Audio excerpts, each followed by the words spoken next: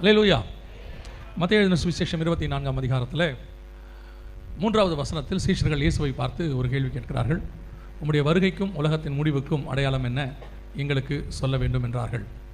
இயேசு கிறிஸ்துவினுடைய 2ஆம் வருகை என்பது ஆதியிலேயே முன்குறிக்கப்பட்டது. அதாவது பழைய ஏற்பாட்டு காலத்திலேயே இயேசுவின் 2ஆம் வருகை குறித்து சொல்லப்பட்டிருக்கிறது. இப்போது இந்த கடைசி காலத்தை குறித்து பேசும்பொழுது ஒரு சிலர் சொல்லுகிறார்கள், இதை ஏன் நீங்கள் கடைசி காலத்தை பற்றிலாம் பேசுகிறீங்க? ஒரு பெரிய ஆள் என்னிடத்துல சொன்னார், பேசி கொண்டிருக்கும்பொழுது, இயேசுவின் 1ஆம் வருகையே இன்னும் நிறைய பேருக்கு தெரியாத போது இந்த 2ஆம் வருகை பற்றின செய்தி அவசியமா அப்படின்னு சொல்லி கேட்டார். எனக்கு ரொம்ப ஆச்சரியமாக இருந்தது. ஏன்னா ஆதியாகமத்தின் புஸ்தகத்தில் 49ஆம் அதிகாரத்தில், அதாவது இயேசு பூமிக்கே வரல, 1ஆம் வருகையே நடக்கலை. அப்போது வசனம் என்ன சொல்லுது அப்படின்னு பார்த்தீங்கன்னா, ஆதியாகமம் 49:1 வாசிங்கள் பார்ப்போம். 49:1 வாசிங்கள். யாக்கோபு தன் குமாரரை அழைத்து நீங்கள் கூடி வாருங்கள், கடைசி நாட்களில் உங்களுக்கு நேரிடும் காரியங்களை அறிவிப்பேன். இயேசு கிறிஸ்துவினுடைய 2ஆம் வருகையிலே நடக்க போகிற இஸ்ரவேல் கோத்திரத்துக்கு உள்ளதான சம்பவங்களை யாக்கோபு அங்கே பேசுகிறார். அதாவது குதிரையின் மேல் ஏறி இருக்கிறவர் மல்லாக்க விழும்படி தான் கோத்திரத்தை பற்றி சொல்றாரு. அது இயேசு கிறிஸ்து அர்மேகதான் யுத்தத்துக்கு வரதை பற்றின தீர்க்க தரிசனம். சமாதான கர்த்தர் வருமளவும் என்பது இயேசு கிறிஸ்துவினுடைய 1000 வருஷ அரசாட்சியை குறித்து. இயேசு கிறிஸ்துவின் 1ஆம் வருகையை குறித்தே அப்போது ஏற்படவே இல்லை, இயேசு வரவே இல்லை. அப்போவே 2ஆம் வருகையை பற்றி சொல்லப்பட்டிருக்கிறது.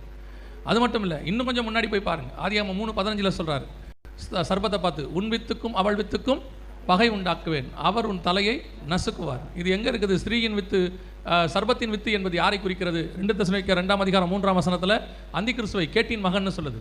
அவன் தலையை கர்த்தர் எங்கே நசுக்கிறார்? பிசாசின் தலையை கல்வாரியில் நசுக்கிட்டார். ஆனால் அந்தி கிறிஸ்துவை எங்கே ஜெயிக்கிறாரு? அர்மேகதானில் ஜெயிக்கிறார். 2ஆம் வருகையை பற்றி அங்கே சொல்லப்பட்டிருக்கிறார். இயேசு கிறிஸ்துவின் 2ஆம் வருகையை பற்றின செய்தி கடைசி காலத்தை பற்றினது ஆரம்பத்திலே இருக்குது. இன்னும் கூட நீங்கள் எடுத்து பார்த்துக்கோங்க. 1 யோவான் 2:18 யோவான் சொல்லும் பொழுது, பிள்ளைகளே இது கடைசி காலமாக இருக்கிறதுன்னு அப்பயே எழுதுறார். நாம் இப்போ கடைசி காலம்னு சொல்கிறதுக்கே நிறைய பேருக்கு கோபம் வருது. ஏன் இதை கடைசி காலம்னு சொல்கிறாங்கன்னு அப்போவே சொல்கிறார் யோவான். 1 யோவான் 2:18 பிள்ளைகளே இது கடைசி காலமாக இருக்கிறதுன்னு. நம்ம 2 தெசலோனிக்கேயர் 2ஆம் அதிகாரம் 9ஆம் வசனத்தில் அவர் சொல்கிறார், 7 முதல் 9 வசனத்தில், அக்கிரமத்தின் ரகசியம் இப்பொழுதே கிரியை செய்கிறது. அப்போ கடைசி காலத்தை பற்றின சம்பவங்கள் 1ஆம் நூற்றாண்டிலிருந்தே சொல்லப்பட்டு கொண்டிருக்கிறது. அப்போ இயேசுவின் வருகை எப்போ வேணாலும் சம்பவிக்கும், 2ஆம் வருகை. அதுக்கு முன்பதாக சபை எடுத்துக்கொள்ளப்படுதல். இன்றைக்கி இந்த கடைசி காலத்தில் இயேசு கிறிஸ்துவின் வருகையை பற்றின டைம் லைன் நிறைய பேருக்கு இப்போ என்ன பிரச்சனை அப்படின்னா, இந்த மாதம் வருகை வருதுன்னு கொஞ்சம் பேர் சொல்லி வச்சிருக்காங்க. இன்னொரு ஒரு வாரத்தில் தெரிஞ்சிடும், எல்லா விஷயமும் எல்லாம் தெரிஞ்சிடும். இன்னொரு 1 வீக்கில் தெரிஞ்சு போயிடும். 2ஆம் வருகை இந்த மாதம் நடக்குதுன்னு சொல்லியிருக்கிறாங்க. அன்றைக்கி ஒருத்தர் சொல்கிறாரு, 2ஆம் வருகைலாம் கிபி 70 முடிஞ்சிருச்சுட்டார். இப்போ என்ன நடக்குதுன்னே தெரில. அவர் சொல்கிறார், நான் என்ன சொல்கிறேன்னா, அது எப்போ நடக்குது என்ன நடக்குது அவங்கவுங்களோட இன்டர்பிரேஷன், நம்ம அவங்ககிட்ட போக வேண்டாம், அது அவங்க கர்த்தருக்கு கணக்கு கொடுத்துக்கிட்டோம். ஆனால் நமக்கு வசனத்தின்படி, நமக்கு நம்முடைய உபதேசத்தில் நமக்கு என்ன சொல்லி கொடுத்துருக்காங்க, வசனம் என்ன சொல்லுது அப்படின்னு பார்த்தீங்கன்னு சொன்னால் ஒரு டைம் லைன் இருக்குது. நான் உங்களுடைய புரிதலுக்காக சொல்கிறேன். இன்றைக்கி நிறைய பேர் கன்ஃபியூஷன் பண்ணுறதுனால உங்கள் புரிதலுக்காக உங்களுக்கு சொல்கிறேன். இப்போ நாம் இருக்கிறோம் இந்த காலகட்டத்தில் ரகசிய வருகைன்னு ஒன்று சம்பவிக்கணும். அடுத்து சபை எடுத்துக்கொள்ளப்படுதல். அதுக்கு பேர் சபை எடுத்துக்கொள்ளப்படுதல். அன்னைக்கு இயேசுவினுடைய வருகை 2 பகுதியாக இருந்ததுனால அதை புரிய வைக்கிறதுக்காக நம்முடைய பரிசுத்தவான்கள் ரகசிய வருகை, பகிரங்க வருகைன்னு சொல்லி கொடுத்தாங்க. ஒரு சிலர் கேட்பாங்க, ரகசிய வருகைன்னு பைபிளில் இருக்குதா அப்படின்னு சொல்லி கேட்பாங்க. அது ஏன் அன்னைக்கு, அதான் நான் எப்பவும் சொல்லுவேன், நமக்கு முன்னாடி உள்ளதான பரிசுத்தவான்கள் அவர்கள் சொல்லிக் கொடுத்த விஷயத்தில் எதுவுமே தப்பு கிடையாது. அன்னைக்கு உள்ள காலகட்டத்தில் அவங்க அன்னைக்கு உள்ள சூழ்நிலைக்கு அதை சொல்லிக் கொடுத்தாங்க. அப்படி சொன்னால் தான் புரியும். இப்போ பிரிட்டிஷர் லெஃப்ட் ரைட்டு சொன்னால் நமக்கு புரியாதாமா அந்த காலத்தில் இந்தியாவில். அதனால் என்ன பண்ணுவாங்களாமா, ஒரு காலில் ஓலையும் ஒரு காலையும் சீலையும் கட்டிடுவாங்களாமா. ஓலை சீலைனா லெஃப்ட் ரைட்டு.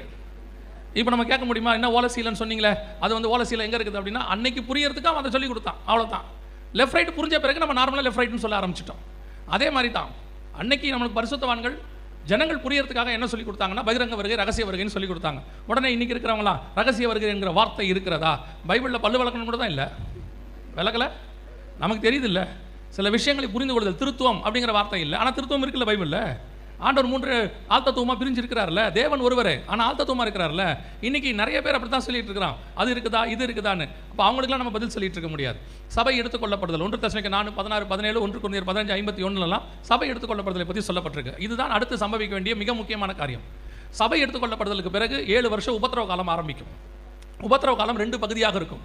உபத்திரவம், மகா உபத்திரவம் என்று இருக்கும்.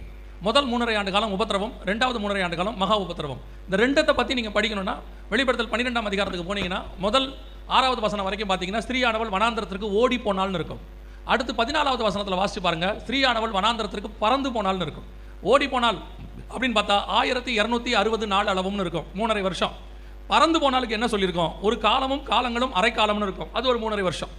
7 வருஷத்தை பற்றி அங்கே இருக்கும். உபத்திரவம், மகா உபத்திரவம் ரெண்டும் அங்கே சொல்லப்பட்டிருக்கு. இந்த மகா உபத்திரவ காலம் தான் அந்தி கிறிஸ்துவின் ஆட்சி நம்ம சொல்கிறோம் 7 வருஷத்தை. அது முடியும் போது இயேசு கிறிஸ்துவின் பகிரங்க வருகை. சகரியா 14 படி அவர் ஒலிவ மலையின் மேல் வந்து இறங்குவார். இதை தான் அப்போஸ்தலர் நடவடிக்கைகள் 1ஆம் அதிகாரத்தில் அந்த தூதர்கள் சீஷர்களை பார்த்து சொல்கிறாங்க, நீங்கள் பார்க்கும்படி இயேசுவானவர் எப்படி ஏறி போனாரோ அப்படியே இறங்கி வருவார். அப்போ பார்த்தீங்கன்னா அவங்க எங்கே இருந்தாங்கன்னா ஒலிவ மலையில் இருந்தாங்கன்னு வசனம் சொல்லுது. அதான் சகரியா 14 சொல்லப்பட்ட தீர்க்க தரிசனம். இயேசு ஒலிவ மலையின் மேல் இருந்து இறங்குவார், ஒலிவ மலை 2ஆக பிளக்கும். அங்கிருந்து அடுத்து நேராக அர்மேகதான் யுத்தம் 16ஆம் அதிகாரம் 16ஆம் வசனம் வெளிப்படுத்தின விசேஷத்தில் இருக்குது. அர்மேகதான் யுத்தத்தின் முடிவில் கள்ள தீர்க்கதரிசியும் அப்புறம் அந்தி கிறிஸ்துவும் அக்கினியும் கந்தகம் எரிகிற கடலிலே தள்ளப்பட்டார்கள். 19ஆம் அதிகாரம் வெளிப்படுத்தின விசேஷத்தில் இருக்குது. அது முடிஞ்ச உடனே 1000 வருட அரசாட்சி இந்த பூமியில் தான் நடக்கும். கொஞ்சம் பேர் 1000 வருஷ அரசாட்சி இங்கே நடக்காது, வானத்தில் நடக்குங்கிறாங்க. கொஞ்சம் பேர் 1000 வருஷ அரசாட்சி 1914 ஆரம்பிச்சிருச்சு, இப்போ நம்மெல்லாம் 1000 வருஷ அரசாட்சிக்கு செலெக்ஷன் கமிட்டியில் இருக்கிறோம், இப்போ நம்மளை செலக்ட் பண்ணி அங்கே அனுப்பிக்கிட்டு இருக்காங்க அப்படின்னு ஒரு குரூப் சொல்லிட்டு இருக்கு. 1000 வருஷ அரசாட்சி எப்போ வரும்னு பைபிள் தெளிவாக சொல்லுது. அர்மேகதான் யுத்தத்திற்கு பிறகு வரும். 1000 வருஷ அரசாட்சியின் முடிவில் அந்தி கிறிஸ்துவ பிசாசானவன் கொஞ்ச காலம் கட்டவிழ்க்கப்பட வேண்டும். அதற்கு பிறகு மாகோகு யுத்தம்னு ஒரு யுத்தம் இருக்குது. இதெல்லாம் 20ஆம் அதிகாரம் வெளிப்படுத்தின விசேஷத்தில் இருக்குது. அதற்கு பிறகு வெள்ளை சிங்காசன நியாய தீர்ப்பு, அப்போ தான் நியாய தீர்ப்பு வரும்.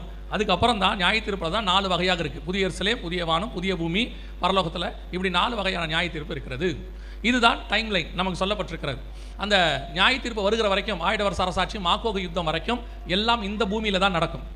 இந்த பூமி இன்னைக்கு அழியும், நாளைக்கு அழியும், இப்போ காணாமல் போயிடும், அதெல்லாம் கிடையவே கிடையாது. இந்த பூமியானது இன்னைக்கு ரகசிய வருகை நடந்து சபை எடுத்துக்கொள்ளப்பட்ட பிறகு இன்னையிலிருந்து குறைஞ்சபட்சம் 1007 வருஷத்துக்கு இருக்கும். என்ன 1007 வருஷம்னா 7 வருஷம் உபத்திரவ காலம், 1000 வருஷம் அரசாட்சி ரெண்டும் இங்கே தான் நடக்கும். அதற்கு பிறகும் கொஞ்ச காலம் இருக்கிறது. அதற்கு பிறகு மாகோகு யுத்தம் இருக்கிறது. எனவே இதுதான் டைம் லைன். இதுக்கு முன்னாடி இப்போ முடிஞ்சு போயிடும், அப்போ முடிஞ்சு போயிடும், இன்னைக்கு டேட்டு. இன்னொரு விஷயம் உங்களுக்கு நான் தெளிவுபடுத்த விரும்புகிறேன். யார் எந்த தேதி சொன்னாலும் நம்பாதிருங்கள். எந்த தேதியை யார் சொன்னாலும் நம்பாதுருங்க. நான் வந்து கிரீக்லேருந்து சொல்கிறேன், ஹீப்ரூலேருந்து சொல்கிறேன், லத்தீன்லேருந்து சொல்கிறேன், அவங்க எதுலேருந்து வேணால் சொல்லட்டும். இயேசு ஒன்று சொல்லியிருக்கிறாரு. என்ன சொல்லியிருக்கிறாருன்னா, அவர் வரும் வேளை, நாள், நாளிகை எதுவுமே தெரியாதுன்னு சொல்லி வச்சிருக்கிறார். வசனம் அப்படி தான் சொல்லுது. குமாரன் வருகிற நாளாவது நாளிகை ஆவிது, பிதா ஒருவரை தவிர மற்ற ஒருவனும் அறியான். மார்க்கில் சொல்லும் போது தூதர்களும் அறியார்கள், குமாரனும் அறியார்னு இருக்கு. அது வந்து பிதாவின் ஆதீனத்தில் இருக்குது. இப்போ சீஷர்கள் வந்து கேட்குறாங்க இயேசுகிட்ட பரமேறி போகிறதுக்கு முன்னாடி, இக்காலத்தில் இஸ்ரவேலுக்கு ராஜ்யத்தை திருப்பி கொடுப்பீர்னு. அப்போ அவர் சொல்றாரு, பிதாவின் ஆதீனத்துக்குள் இருக்கிறதை அறிந்து கொள்வது உங்களுக்கு அடுத்ததல்ல, நீங்கள் அதை ஏன் பற்றி கவலைப்படுறீங்க, அதை பற்றி யோசிக்காதீங்கன்னு சொல்றாரு. அதினத்தின் காலத்தில் நேற்று அது நடக்கும். சில டேட் கொடுப்பாங்க, இப்போ நடக்கும், அப்போ நடக்கும், இன்னைக்கு நடக்கும்பாங்க. இந்த மாதிரி ஏற்கனவே 100கணக்கான டேட்ஸ் கொடுத்துட்டாங்க. டேட் கொடுத்தவங்கலாம் காணாமல் போயிட்டாங்க. ஆனால் இயேசு திரும்பி கண்டிப்பாக வருவார். அவர் சொன்ன வார்த்தைகளில் ஒன்றும் தவறி போகவில்லை. அவர் நிச்சயம் திரும்பி வருவார். எதுக்குன்னா இந்த மாதிரி இது ஒரு விதையான டாக்டிக்ஸ்னு வச்சுக்கோங்களேன். பிசாசுடைய தந்திரம். என்ன தந்திரம்? இப்படி டேட்டு சொல்ல சொல்ல சொல்ல ஜனங்களும் அதை நம்ப ஒரு இடத்துல ஜனங்களுக்கு ஃபெட்டப் ஆகிடும். போங்கப்பா, இப்படி தான் நீங்கள் வராருன்னு சொல்கிறீங்க, நம்ம புலி வருது கதை தான், வராருன்னு சொல்கிறீங்க, இப்படி டேட்டையும் கொடுக்குறீங்க, அவர் வரமாட்டேங்கிறாரு, வந்தால் வரட்டும்னு ஒரு நிர்விசானம் வந்துடும். இது பிசாசினுடைய திட்டம். நீங்கள் ஒன்றை புரிந்து கொள்ளுங்கள் விசுவாசிகள், நம்முடைய ஆண்டவர் வருகையினுடைய தேதி முழுவதும், நாள், நாளிகை எல்லாம் மறைக்கப்பட்டிருக்கு. அத்தனையும் மறைக்கப்பட்டிருக்கு. ஏன்னா அந்த பைபிள் கேலண்டரே 2-3 கேலண்டர் இருக்குது. ஆதாம்லேருந்து இஸ்ரவேல் ஜனங்கள் விடுதலை ஆகிற வரைக்கும் ஒரு கேலண்டர் இருக்குது. இஸ்ரவேல் ஜனங்கள் விடுதலை ஆனதுலேருந்து ஒரு கேலண்டர் இருக்குது. இது அவங்களுடைய ரிலீஜியஸ் கேலண்டர், சிவில் கேலண்டர்னு சொல்லுவாங்க. இது இல்லாமல் இப்போ நம்ம ஃபாலோ பண்ணுறது கிரிகோரியன் கேலண்டர். இந்த கேலண்டருக்கும் அந்த கேலண்டருக்கும் சம்மந்தமே இல்லை. இதுலேயே நடுவில் ஒரு 15 நாள் தூக்கிட்டாங்க கிபி 1000. இப்போ எந்த நாளில் இருக்கிறோம் நமக்கே தெரியாது. ஏன்னா 7ஆம் அதிகாரம் தானியேல்ல வசனம் சொல்லுது, காலங்களையும் நியமங்களையும் மாற்றுவான்னு. அந்த வேலையெல்லாம் முடிஞ்சிருச்சு. அதனால் இப்போ எந்த டேட்டை எந்த வருஷம் இப்படி நாங்கள் ஒரு சிலர் சொல்கிறாங்க, நாங்கள் ஹீப்ரு வச்சு சொல்கிறோம், அவங்கவுங்க என்ன வேணால் சொல்லிக்கிட்டோம், நம்ம யாரையுமே தடுக்கலை, அது அவங்கவுங்க இஷ்டம். நீங்கள் வேதத்தை நம்புங்க. மனுஷனை நம்புவதை விட, மனுஷனுடைய வார்த்தையை விட கர்த்தருடைய வார்த்தை 100% ஆதாரபூர்வமானவைகள். இன்னும் கொஞ்ச நாள் உங்களுக்கு எல்லாமே தெரிய தொடங்கிடும். இதுதான் டைம் லைன், இப்படி தான் வேதம் சொல்லுது. இதை நீங்கள் ஃபாலோ பண்ணுங்கள், இது உங்களுக்கு நலமாக இருக்கும். ஆனால் வேதத்தில் ஆண்டவர் டைம் டேட் எதுதான் கொடுக்கலையே வெளியே அடையாளங்களை கொடுத்து வச்சிருக்கிறார். அதனால தான் சீஷர்கள் வந்து கேட்குறாங்க, உங்களுடைய வருகைக்கும் உலகத்தின் முடிவுக்கும் அடையாளம் என்ன எங்களுக்கு சொல்ல வேண்டும் என்றார்கள்.